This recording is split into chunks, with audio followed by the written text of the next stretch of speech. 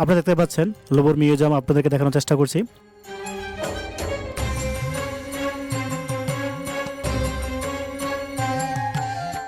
আপনারা এখানে দেখতে পাচ্ছেন জেনি হোলজারের ভাস্কর্য।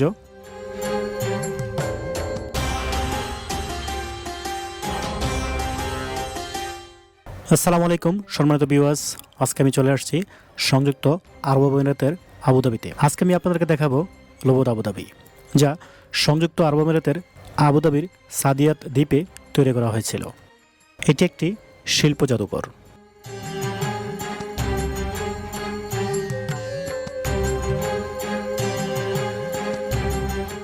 তো গাইস, এটা হচ্ছে লোবর আবুধাবির যে স্ট্রাকচার, সেই ডিজাইনটা কিন্তু এখানে সেটিং করা হয়েছে। যখন আপনার ট্রাভেলিংয়ে আসবেন ফার্স্টে কিন্তু আপনার এটা দেখতে পারবেন লোবর আবুধাবি।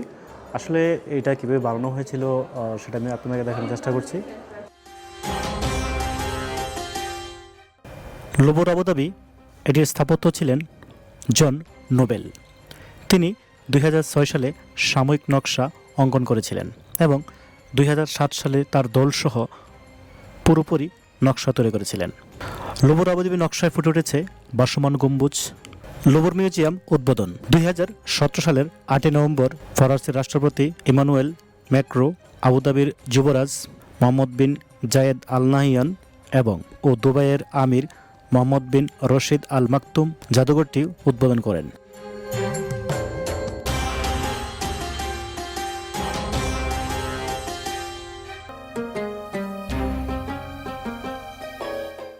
প্লেটগুলোর মধ্যে অনেক কারুকাজ করা হয়েছে। আর এখানে দেখতে পাচ্ছেন জগ, ফুলদানি। আসলে এগুলো বিভিন্ন দেশ থেকে এখানে সংগ্রহ করা হয়েছে।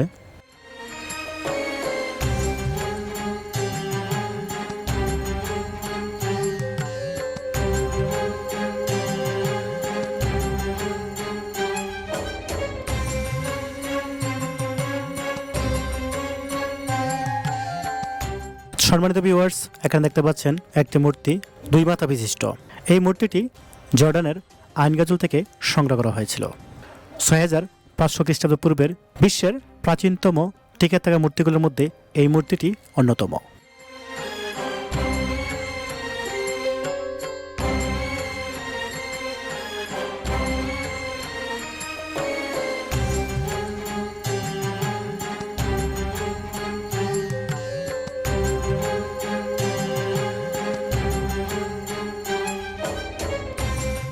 সম্মানিত ভিউয়ার্স, এখানে দেখতে পাচ্ছেন গুডিয়াকে মেসোপটেমিয়ার দক্ষিণে লগাস রাজ্য শাসন করতেন।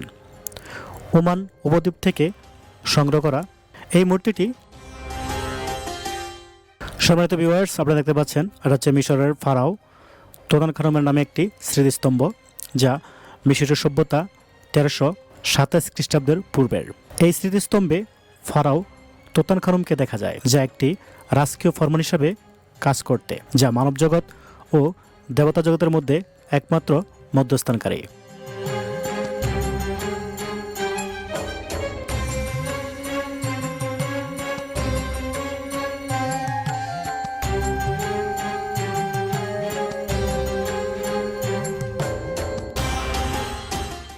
সম্মানিত ভিউয়ার্স, আপনারা দেখতে পাচ্ছেন আমার সামনে একজন ফারাওয়ের উপবিষ্ট মূর্তি দেখানো হয়েছে, যা দ্বিতীয় রামসেস বা অনুরূপ শাসকদের চিত্রের মতো, এবং এটি একটিমাত্র গাঢ় মিশ্রণ পাথরের খণ্ড থেকে খোদাই করা হয়েছে।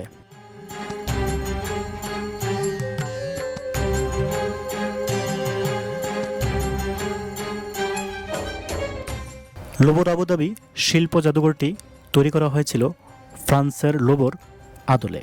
এটিকে বিদেশে ফ্রান্সের বৃহত্তম সাংস্কৃতিক প্রকল্প হিসাবে বর্ণনা করা হয়। 2007 সালে মার্চ মাসে আমিরাত ও ফ্রান্সের মধ্যে একটি স্বাক্ষরিত চুক্তির অধীনে পরিলিখিত হয়, যা 2047 সাল পর্যন্ত লোবর নাম ব্যবহার করতে দেওয়া হয়। লোবর মিউজিয়াম ফ্রান্সের বৃহত্তম সাংস্কৃতিক প্রকল্প হিসাবে ধারণা করা হয়। এছাড়াও লোবর মিউজিয়ামকে আরব উপদ্বীপের বৃহত্তম শিল্প জাদুঘর হিসেবে ধারণা করা হয়।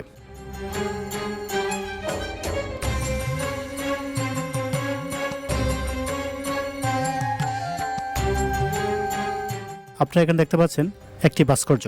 এটি গ্রিক দেবী অ্যাথেনার একটি মার্বেল ভাস্কর্য।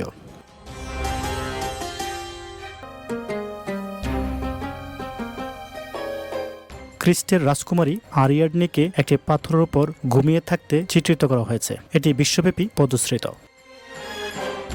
সক্রেটিস নীতিশাস্ত্রে তার মৌলিক প্রভাবের জন্য পরিচিত, যদিও তিনি নিজে কোনো গ্রন্থ রচনা করেননি।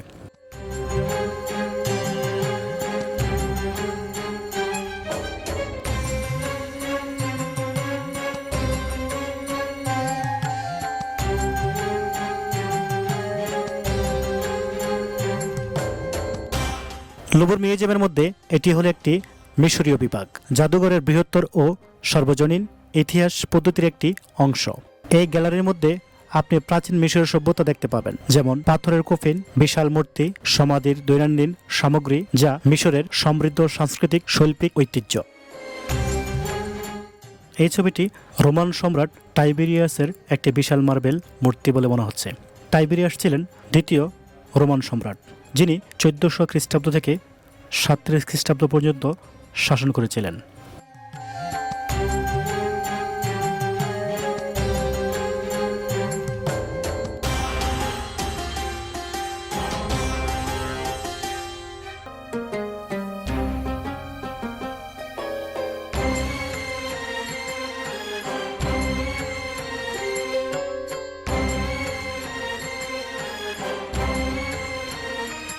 তিন দিন পর জাদুঘরটি জনসাধারণের জন্য খুলে দেওয়া হয়। কার্যক্রমের প্রথম বছরেই 10 লক্ষেরও বেশি দর্শনার্থীকে স্বাগত জানায়।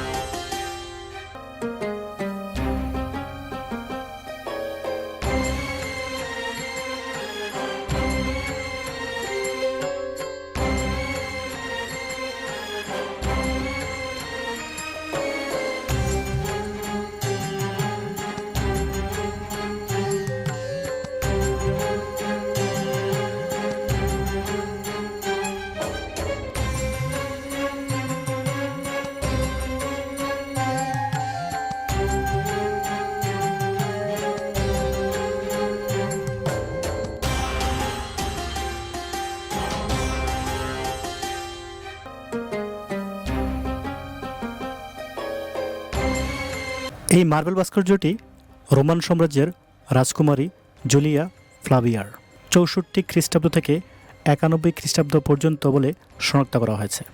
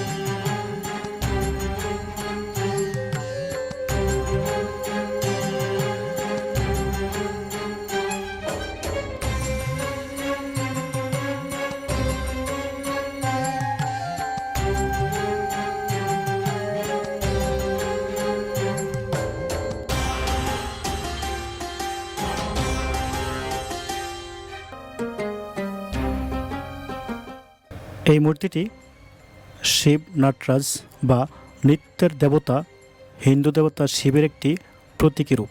দক্ষিণ ভারতের তামিলনাড়ুতে চোল যুগের একটি ব্রোঞ্জের ভাস্কর্য।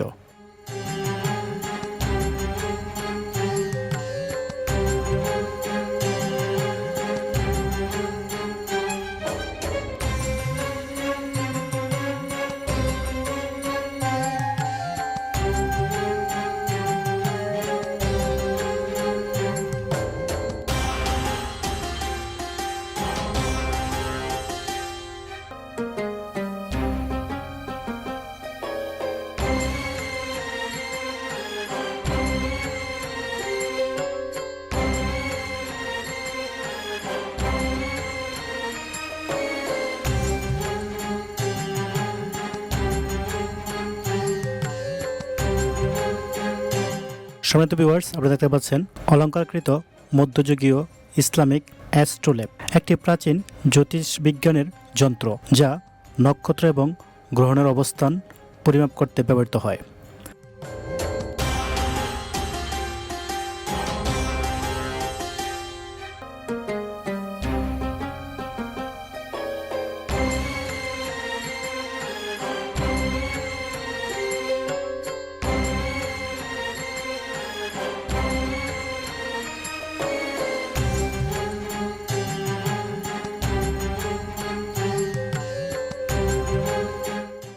এটি দাঁড়ানো জিনা শিরোনামের একটি ব্রোঞ্জের ভাস্কর্য। এর উৎপত্তি ভারতের তামিলনাড়ুতে, যা একাদশ শতাব্দীর চোল রাজবংশের সময়কার।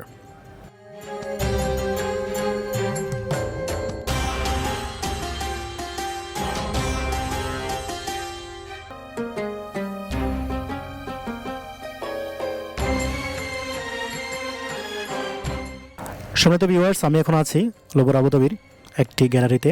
আসলে এখানে দেখতে পাচ্ছেন বিভিন্ন রঙের লাইট জ্বলছে, এক একটা রূপ ধারণ করছে দেওয়ালের মধ্যে। এই ছবিতে উমাইয়া স্পেনের দশম শতাব্দীর বিখ্যাত হাতির দাঁতের পাত্র পাইক্সিস অফ মগিরার একটি অংশ দেখানো হয়েছে। সম্ভবত 968 খ্রিস্টাব্দের দিকে কর্ডোবার নিকটবর্তী মদিনাত আল জাহারায় একটি রাজপরিবারের কোনো সদস্যকে উপহার হিসাবে তৈরি করা হয়েছিল। টাকার বাক্সটি 4টি 8 খাঁজযুক্ত পদক দিয়ে জটিলভাবে খোদাই করা, যেগুলিতে সঙ্গীতশিল্পী ও শিকারসহ রাজকীয় জীবনের দৃশ্য রয়েছে।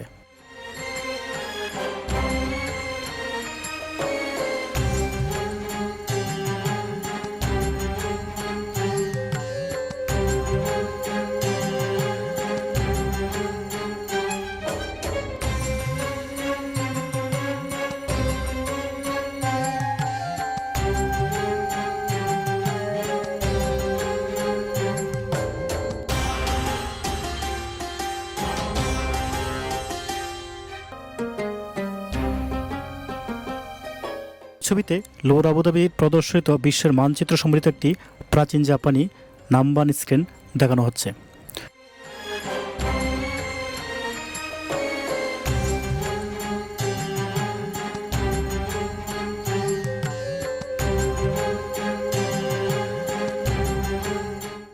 সম্মানিত ভিউয়ার্স, আমি এখন যে গ্যালারিতে আছি, স্ট্যাচু দেখতে পাচ্ছেন। এগুলোর মধ্যে টাইকি হলেন প্রাচীন গ্রিক সৌভাগ্য, ভাগ্য, দৈববিধান এবং নিয়তির দেবী, যিনি নগরসমূহের রক্ষাকর্ত্রী হিসেবে দায়িত্ব পালন করেন।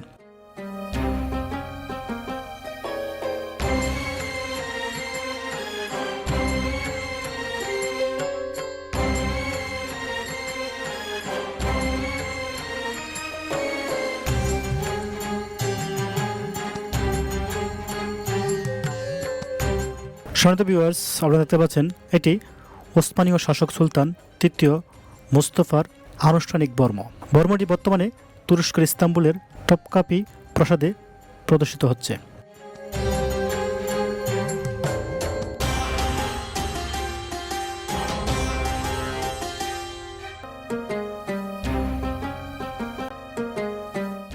সম্মানিত ভিউয়ার্স, আপনারা দেখছেন আমার সামনে একটি সুন্দর বেসিন। এই জামকালো কলস ও বেসিন গিন্ডেড সিলভার দিয়ে নির্মিত।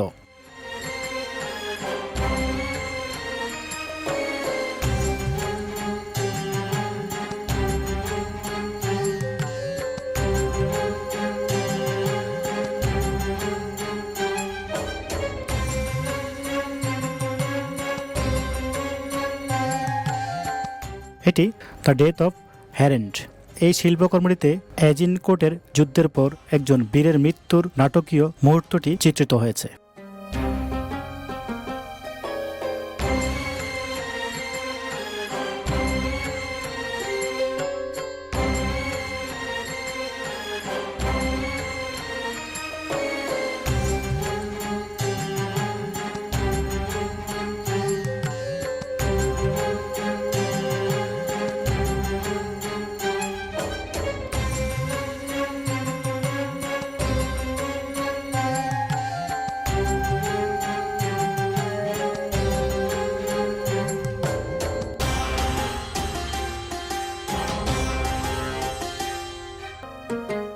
সম্মানিত ভিউয়ার্স, আমি এখন আপনাদেরকে যে ভাস্কর্যটি দেখাচ্ছি, এই শিল্পটি হলো আগস্ট রোদ্দার তৈরি ভিক্টর হুগোর স্মৃতিস্তম্ভ। ভাস্কর্যটি ব্রোঞ্জে নির্মিত এবং এতে বিখ্যাত ফরাসি লেখককে এক গতিশীল ও আবেগঘন ভঙ্গিতে চিত্রিত করা হয়েছে। এই শিল্পটি মার্কুঞ্জের তৈরি একটি ব্রোঞ্জের ভাস্কর্য। ভাস্কর্যটিতে অত্যন্ত অমিশ্রণ এবং ভাঙ্গা ত্বকযুক্ত একটি মানবাকৃতির চিত্রিত করা হয়েছে।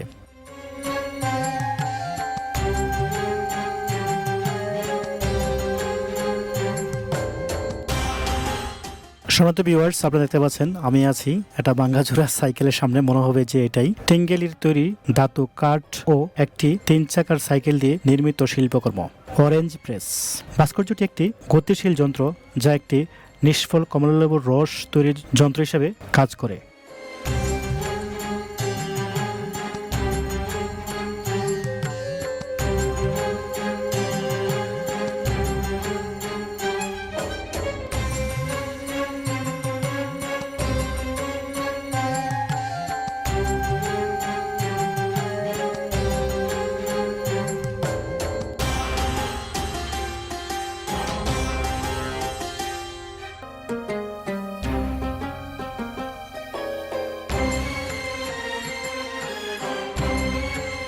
সম্মানিত ভিউয়ার্স, আপনারা দেখতে পাচ্ছেন আমি কিন্তু সব গ্যালারি এক একে আপনাদেরকে দেখানোর চেষ্টা করেছি এবং আমি একদম গ্যালারির যে আউটসাইডে চলে আসছি।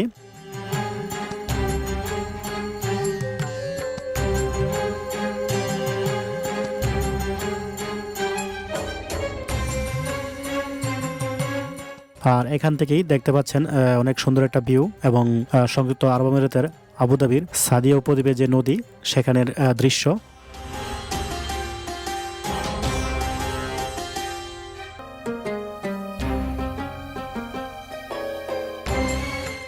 জাদুঘরটিকে একটি ভাসমান গম্বুজ কাঠামো হিসাবে ডিজাইন করেছিলেন। সামগ্রিক প্রভাবটি এটি একটি মরুদ্যানের খেজুর পাতার মধ্য দিয়ে যাওয়া সূর্যের রশ্মি উপস্থাপন করার জন্য তৈরি করা হয়েছিল। সম্মানিত ভিউয়ার্স, আপনারা দেখতে পাচ্ছেন লুভর মিউজিয়াম আপনাদেরকে দেখানোর চেষ্টা করছি। আপনারা এখানে দেখতে পাচ্ছেন লুভর মিউজিয়ামের ভিতরে আমেরিকান জগৎ বিখ্যাত শিল্পী জেনি হোলজারের ভাস্কর্য। আসলে এটা বানানো হয়েছে সাদা চুনাপাথর দ্বারা। আপনারা দেখতে পাচ্ছেন আমার সামনে একটি দেওয়ালে কিছু লেখা রয়েছে।